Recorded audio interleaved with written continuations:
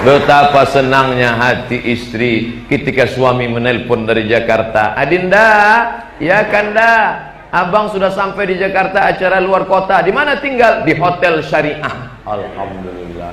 Di Hotel Syariah sekarang. Alhamdulillah. Habis nelpon dia pun keluar.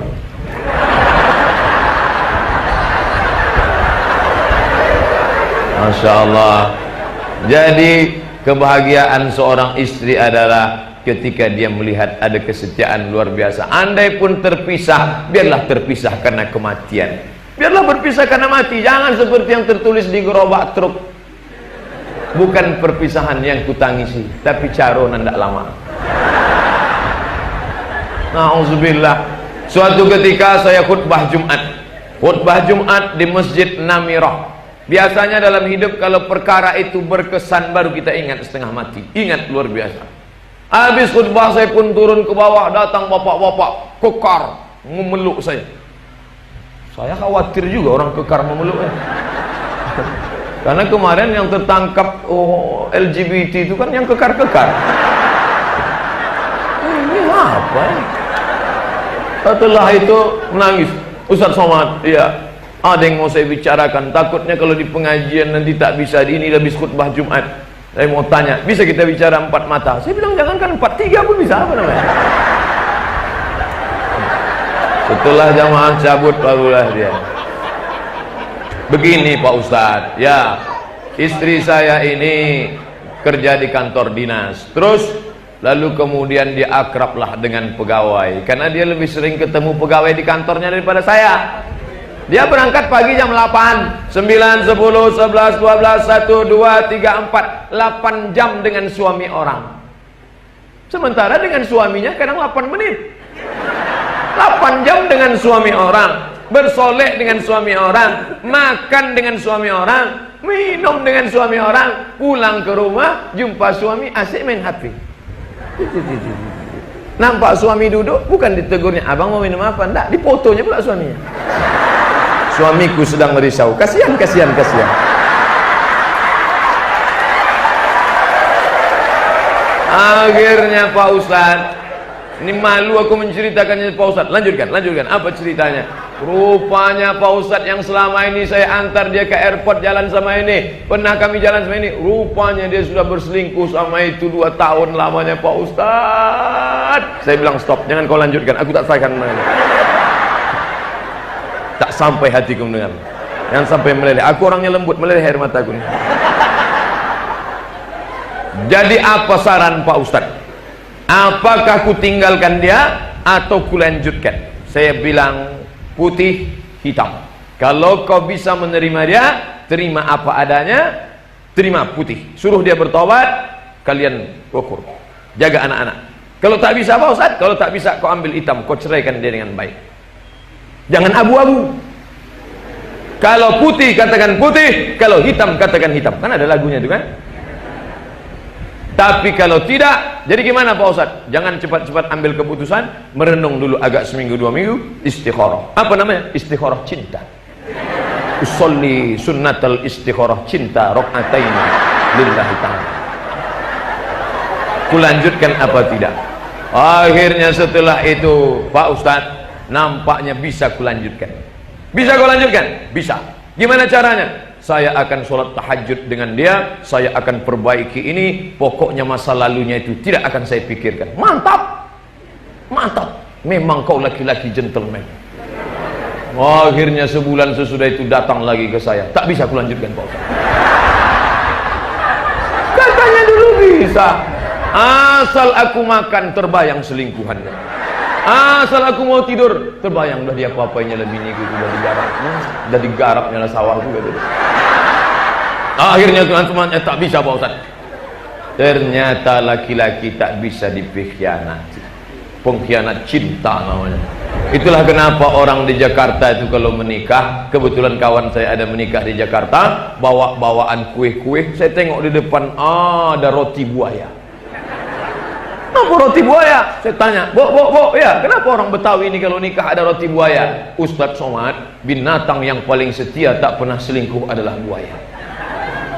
Jadi kami ingin dia setia macam buaya selama dia di air.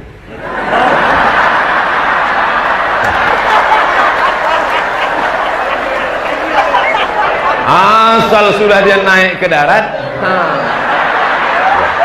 maka muncul istilah buaya darat. Maka jangan sampai buayanya naik ke darat, apalagi kalau sampai naik ke kantor gubernur, bahaya. Apa yang dimuliakan Allah, jagalah hati. Maka betul kata A'agim, jagalah hati, jangan kau nodai. Kalau kayu patah bisa disambung, kalau kaca retak bisa direkat, tapi kalau kuda hati rusak, kemana obat akan dicari? Tak bisa. Mungkin memaafkan kesalahannya bisa, tapi setiap melihat wajahnya terbayang lagi di masa lalu. Tak laki-laki tak perempuan. Ini kalau mau dihitung berapa WhatsApp yang masuk, kemarin masuk 3 hari 11.000 masuk WhatsApp, langsung error.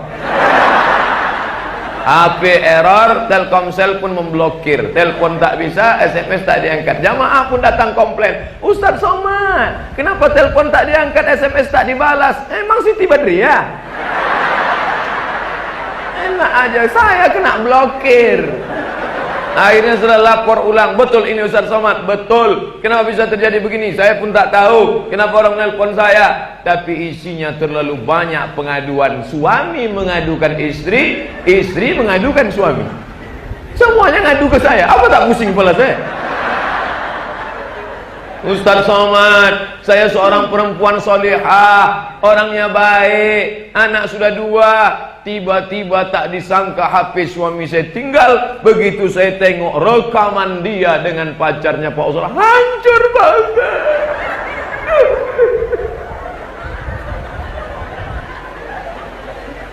Tak bisa dikatakan Pak Ustaz. Saya katakan ini macam api dalam sekam. Kalau kau maafkan, maafkan, hilang bersama maaf sampai tak berbekas. Jangan mulutmu berkata maaf tapi hatimu kau simpan. Sama artinya kau sedang memegang bom waktu. Setiap nampak mukanya bom. Nanti meletup dia. Kalau kau maafkan, maafkan dia. Kalau tak maafkan, tuntut dia ke pengadilan baik-baik. Jangan kau simpan, nanti meledak. Ya kalau meledaknya keluar, kalau ke dalam pecah pembuluh darah, bang, mati kau. Dua-dua kau tak dapat, dunia tak dapat, akhirat melayang. Maka sabar. Enak aja Ustaz ngomong sabar. Lalu apa lagi?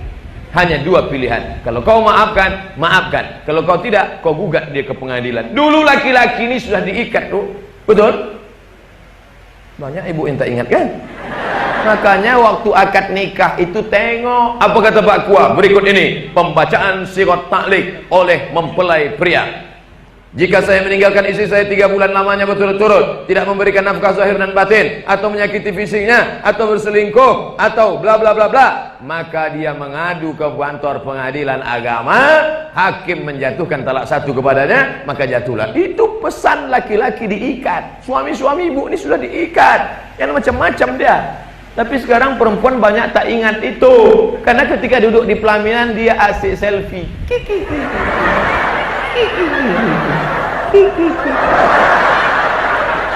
Tapi jangan asik selfie saja. Berselfie jangan begini. Karena ketika begini, cap jempol kita direkam orang, apalagi HP-nya tajam macam HP saya ini. Ya, direkam, dicurinya cap jempol, dipakainya nanti. Sekarang HP pakai cap jempol. Kenapa capek? Dicuri orang. Begitu juga dengan ini. Sekarang kita kalau mau masuk Saudi Arabia kan begini. Nah, ini pun bisa dicuri orang. Makanya Pak Gubernur saya tengok berapa kali foto gini. Karena kalau begini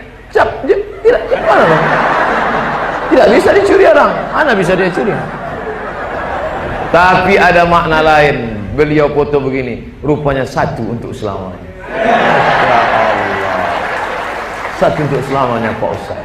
Nanti bapak foto juga gitu. Allahu Akbar. Pas pulang istrinya nanya, "Bang, apa artinya?" Kau yang pertama dan terakhir. Masya Allah. Pas di depan dia, pas tak ada dia lain lah cerita ya kan. Cerita laut tak boleh bawa ke darat.